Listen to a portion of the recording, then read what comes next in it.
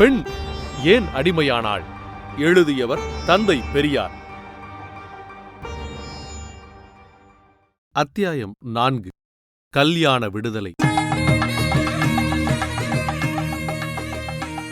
ஆண் பெண் கல்யாண விஷயத்தில், அதாவது புருஷன் மனைவி என்ற வாழ்க்கையானது நமது நாட்டில் உள்ள கொடுமையைப் போல் வேறு எந்த நாட்டிலும் கிடையவே கிடையாது என்று சொல்லலாம். நமது கல்யாண தத்துவம் எல்லாம் சுருக்கமாய் பார்த்தால், பெண்களை ஆண்கள் அடிமையாகக் கொள்வது என்பதைத் தவிர வேறு ஒன்றுமே அதில் இல்லை. அவ்வடிமைத்தனத்தை மறைத்து பெண்களை ஏமாற்றுவதற்கே சடங்கு முதலியவைகள் செய்யப்படுவதோடு, அவ்வித கல்யாணத்திற்கு தெய்வீக கல்யாணம் என்பதாக ஓர் அர்த்தமற்ற போலி பெயரையும் கொடுத்து பெண்களை வஞ்சிக்கின்றோம். பொதுவாக கவனித்தால், நமது நாடு மாத்திரமல்லாமல் உலகத்திலேயே அநேகமாய் கல்யாண விஷயத்தில் பெண்கள் மிக கொடுமையாயும் இயற்கைக்கு விரோதமான நிர்பந்தமாயும் நடத்தப்படுகிறார்கள் என்பதையும் நடுநிலைமையுள்ள எவரும் மறுக்க முடியாது. ஆனால் நமது நாடோ இவ்விஷயத்தில் மற்ற எல்லா நாட்டையும் விட மிக்க மோசமாகவே இருந்து வருகிறது. இக்கொடுமைகள் இனியும் இப்படியே நிலை பெற்று வருமானால் சொற்ப காலத்திற்குள்ளாக, அதாவது ஒரு அரை நூற்றாண்டுக்குள்ளாக கல்யாணச் சடங்கும் சொந்தமும் உலகத்தில் அநேகமாய் மறைந்தே போகும் என்பதை உறுதியாய்ச் சொல்லலாம். இதை அறிந்தே மற்ற நாடுகளில் அறிஞர்கள் பெண்கள் கொடுமையை நாளுக்கு நாள் தளர்த்தி கொண்டு வருகின்றார்கள். நம் நாடு மாத்திரம் குரங்கு பிடியாய் பழைய கருப்பனாகவே இருந்து வருகின்றது. அதனால் தலைகீழ் முறையான பெண்கள் கிளர்ச்சி ஒன்று நமது நாட்டில்தான் அவசரமாய் ஏற்பட வேண்டியிருக்கின்றது. செங்கற்பட்டு சுயமரியாதை மாநாட்டில் பெண்களுக்கும் ஆண்களுக்கும் கல்யாண விடுதலை செய்து கொள்ள உரிமை இருக்க வேண்டும் என்பதாக ஒரு தீர்மானம் செய்யப்பட்டவுடனும், பின்னர் சென்னையில் கூடிய பெண்கள் மாநாட்டில் கல்யாணத்துக்கு ஒரு சட்டம் வேண்டுமென்று தீர்மானித்தவுடனும், உலகமே முழுகிவிட்டதாகச் சீர்திருத்தவாதிகள் என்று தங்களை சொல்லிக் கொள்பவர்கள் உட்பட பலர் கூக்குரலிட்டார்கள். ஆனால் செங்கற்பட்டு தீர்மானத்திற்குப் பிறகு வெளிநாட்டிலும் இந்தியாவிலும் பல இடங்களில் கல்யாண ரத்துச் சட்டங்கள் ஏற்படுத்தப்பட்டிருக்கின்றன. ருஷ்யாவில் கல்யாணமே தினசரி ஒப்பந்தம் போல் பாவிக்கப்பட்டு வருகின்றது. ஜெர்மனியில் புருஷனுக்கும் பெண் சாதிக்கும் இஷ்டமில்லையானால் உடனே காரணம் சொல்லாமலே கல்யாணத்தை ரத்து செய்து கொள்ளலாம் என்பதாக சட்டம் கொண்டு வரப்பட்டது. இது யாவருக்கும் தெரிந்த விஷயமாகும். சமீபத்தில் பரோடா அரசாங்கத்தாரும் கல்யாண ரத்துக்கு சட்டசபையில் சட்டம் நிறைவேற்றிவிட்டார்கள். மற்றும் பல மேல் நாடுகளிலும் இவ்வித சட்டங்கள் இருந்தே வருகின்றன. நமது நாட்டில் மாத்திரம் இவ்விஷயமாய் சட்டம் செய்வதைப் பற்றி கவலைப்படாமல் இருந்து வருகின்றதானது மிகவும் கவலையளிக்கும் காரியமென்றே சொல்ல வேண்டும்.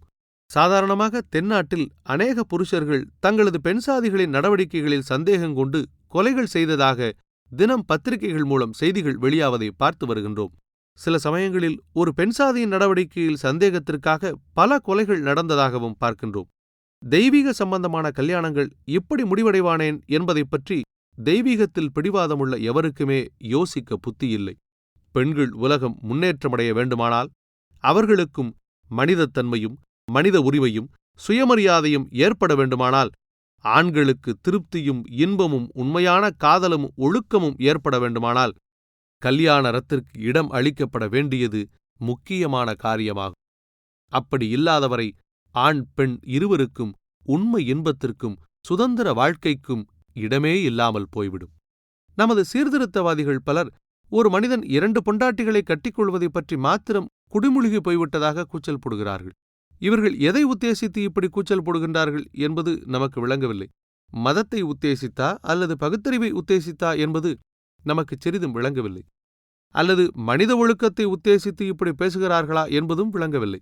இதைப்பற்றி மற்றொரு சமயம் விவரிப்போம்.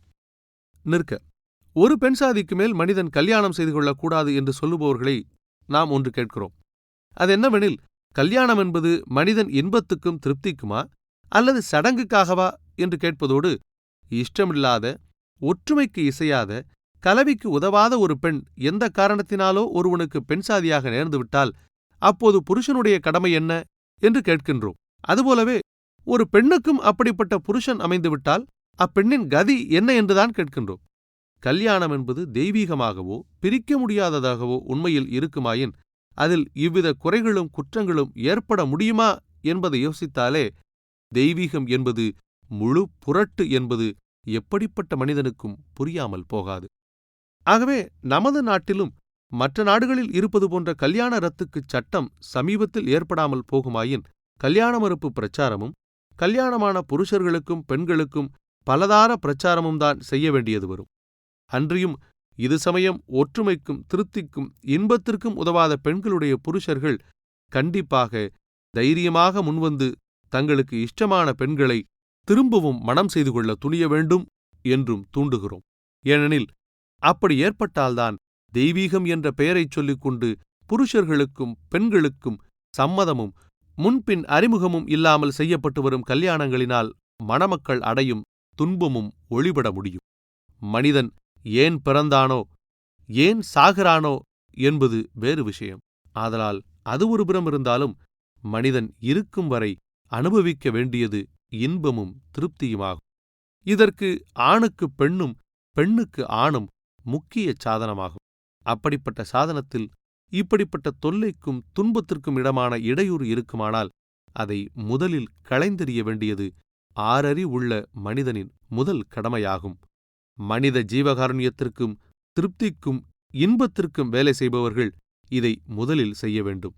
அப்படிக்கில்லாமல் ஏதோ கல்யாணம் என்பதாக ஒன்றைச் செய்து கொண்டோமே, செய்தாகிவிட்டதே, அது எப்படியிருந்தாலும் சகித்துக் கொண்டுதானே இருக்க வேண்டும் என்று கருதி துன்பத்தையும் அதிருப்தியையும் அனுபவித்துக் கொண்டிருப்பதும் அனுபவித்துக் கொண்டிருக்கச் செய்வதும் மனிதத் தன்மையும் சுயமரியாதையும் அற்ற காரியமாகுமே அல்லாமல் ஒரு நாளும் அறிவுடைமை ஆகாது என்பதே நமது அபிப்பிராயமாகும்.